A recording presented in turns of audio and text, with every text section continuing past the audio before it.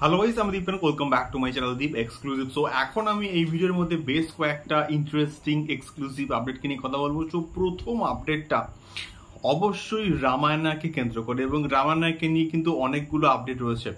তো প্রথম আপডেটটা হচ্ছে এইটা যে প্রাথমিক অবস্থায় আমরা কিন্তু জানতাম যে রামায়ণ 3টে পার্টে আসবে, অর্থাৎ রামায়ণের ট্রিলজি হবে। কিন্তু বর্তমানে যে আপডেটটা আসছে সেটা হচ্ছে রামায়ণ কিন্তু 3টে পার্টে আসবে না, রামায়ণ কিন্তু আসবে 2টো পার্টে। এখন কিন্তু মেকার্সরা 2টো পার্টে রামায়ণকে কিন্তু ডিভাইড করছে, এবং পরবর্তীকালে এটার যখন শুটিং কমপ্লিট হবে তখন কিন্তু এটা প্রায় 1 বছরের গ্যাপে সেকেন্ড পার্ট থেকে কিন্তু রিলিজ দিয়ে দেওয়া হবে।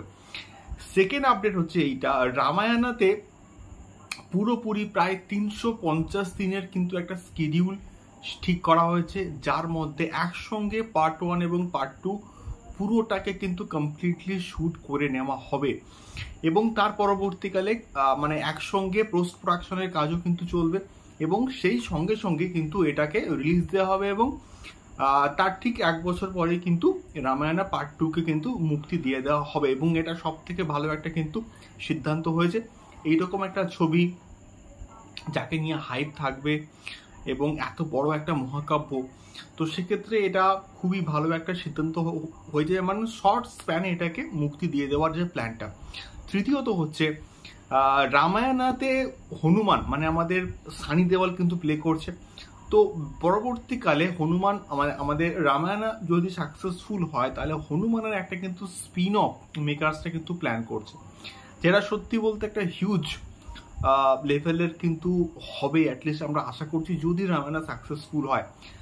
তারপরে নেক্সট সাবজেক্টটাও কিন্তু রামায়ণকে নিয়ে, সেটা হচ্ছে মানে রকিং স্টার রিয়াজ কিন্তু এখানে প্লে করছে রাবণের ক্যারেক্টারটা। তো সেখানে তাকে পুরো অরিজিনাল যাতে করে দেখানো হয়, যেহেতু মানে সোনার লঙ্কা মানে আমরা শুনে থাকি এবং বলে এসছি, তার যে পোশাকগুলোকে না সোনা দিয়ে মুড়ে দেওয়া হবে, এমনটাই কিন্তু মোটামুটি আপডেট আছে। এবং এটা কতটা কি সত্যি কতটা জেনুইন আমরা কিন্তু কেউই জানি না, এবারে দেখা যাক এক্স্যাক্টলি কি হয়। সো এই কটাই ছিল মোটামুটি আপডেট রামায়ণকে কেন্দ্র করে। তোমাদের কি ফিডব্যাক অবশ্যই কিন্তু জানিও। দ্বিতীয়ত আমি আসবো তুফানকে নিয়ে, শাকিব খানের তুফান। তো তুফানের আজকে সকালে কিন্তু আমি একটা আপডেট দিয়েছিলাম যে তুফানের কিন্তু এটা গান আসছে, এবং একটা সম্ভবত আইটেম সং কিন্তু এটা হতে চলেছে।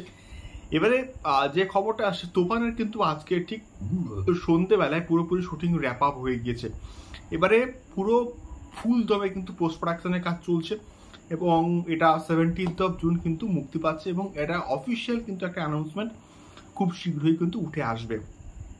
তৃতীয়ত আমি আসবো জিদ্দাকে নিয়ে এবং বুমেরাংকে নিয়ে।